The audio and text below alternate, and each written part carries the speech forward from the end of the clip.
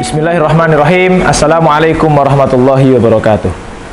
Alhamdulillahi haqqa hamdih, wa nashkuruhu haqqa syukrih, wa na'buduhu haqqa ibadadih, wa natawakkalu alaihi haqqa tawakkulih.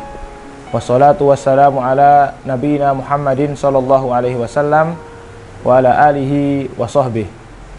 Rabbi israh li sadri wa yassir li amri wahlul 'uqdatam min lisani yafqahu qawli wasaddid lisani wahdi qalbi bihaqqi sayyidina Muhammad. Allahumma salli ala Muhammad miftahi babi rahmatillah adada ma fi ilmillah salatan wa salaman daimaini bidawami mulkillah wa ala alihi wa sahbihi. Puji syukur kita kehadirat Allah subhanahu wa ta'ala yang mana atas karunia nikmat hidayah serta inayah dari Allah subhanahu wa ta'ala saat ini kita diberi oleh Allah Subhanahu wa taala suatu kenikmatan yang sangat luar biasa, yaitu nikmat iman dan nikmat Islam. Kedua kalinya salawat dan salam semoga senantiasa tercurah limpahkan kepada baginda agung Nabi Muhammad sallallahu alaihi wasallam yang mana beliau mati-matian memperjuangkan Islam ini.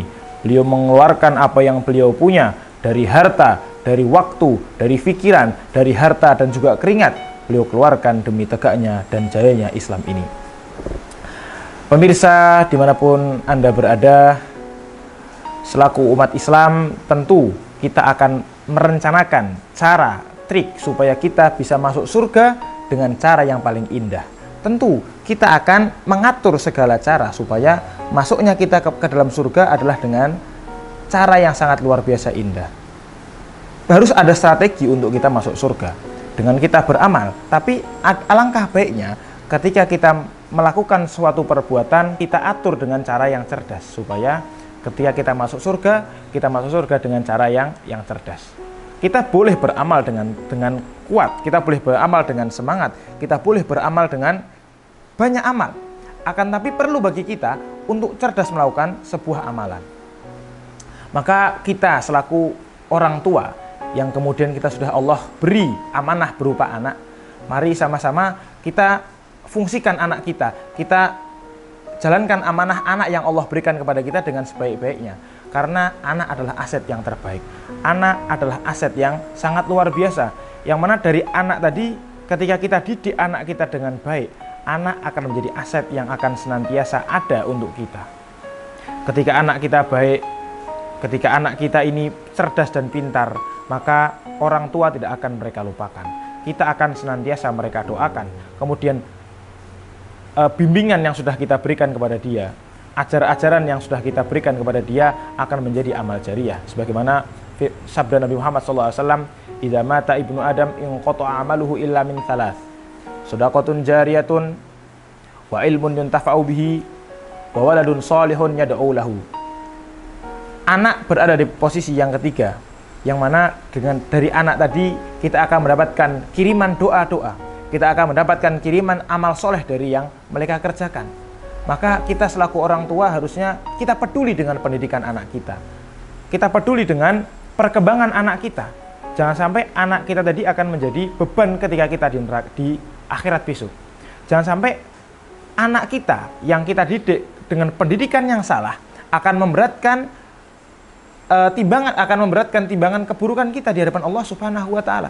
Jangan sampai susahnya kita masuk ke dalam surga adalah sebab pendidikan yang kita berikan kepada anak kita adalah pendidikan yang salah. Maka harus kita mendidik anak kita dengan pendidikan yang baik. Harus kita mengajarkan anak kita dengan hal-hal yang baik. Harus kita dengan mengirim anak-anak kita kepada sekolah-sekolah terbaik supaya anak kita akan menjadi anak-anak yang baik, menjadi agen-agen perubahan yang mana pahala kita ada di anak kita. Jadi tidak perlu kita beramal dengan amalan yang banyak, cukup dengan kita mendidik anak kita dengan baik. Memang perlu kita beramal dengan banyak, akan tapi perlu kita beramal dengan cerdas, supaya effort yang kita berikan tidak banyak-banyak amat, tapi kita dengan mengajari anak kita ilmu, kita mengarahkan anak-anak kita dengan baik, kita batasi pergaulan anak kita, karena sangat disayangkan ketika anak itu salah memilih teman dan salah apa yang mereka konsumsi. Tentu ini adalah tanggung jawab kita. Kita mengatur siapa yang akan menjadi teman anak-anak kita. Kita atur siapa yang akan mendampingi anak-anak kita ketika bermain. Kita akan mengatur siapa yang menjadi teman anak-anak kita berdiskusi. Jangan sampai anak-anak kita ini mendapatkan insight dari orang-orang yang salah. Maka ketika itu salah, yang terjadi adalah langkah yang anak kita lakukan akan juga salah. Maka perlu bagi orang tua kita untuk mengatur dengan siapa anak kita berteman. Kemudian yang kedua adalah apa yang anak-anak kita konsumsi. Bukan hanya dari apa yang mereka makan, akan tapi juga dari apa yang mereka lihat. Apa yang anak-anak kita sering lihat dari HP. Sekarang sudah zamannya teknologi, sudah zamannya anak-anak sering ketika mereka memakai HP. Maka susah bagi kita untuk membatasi pemakaian HP. Akan tapi perlu kita ketahui, bisa kita membatasi apa saja yang akan anak-anak kita konsumsi dari HP. Dari apa yang mereka lihat, dari apa yang mereka mainkan. Sekarang fitnah dari HP adalah sangat besar. Akan tapi sangat bijak ketika orang tua itu bisa membatasi anak-anak kita dari apa yang mereka lihat. Maka perlu bagi orang tua untuk memperhatikan dua tadi. Pertama adalah dengan siapa yang mereka berteman dan apa yang mereka lihat dan apa yang mereka konsumsi. Maka ketika kita melakukan itu, sama dengan kita telah melakukan perintah dari Allah Subhanahu wa taala, ya ayyuhalladzina amanu qu anfusakum wa ahlikum naro. Wahai orang-orang yang beriman, jagalah keluargamu dari api neraka. Qu anfusakum, jagalah dirimu dan keluargamu. Keluarga adalah lingkup terdekat, adalah sekup terkecil dari yang bisa kita ajak menuju kebaikan.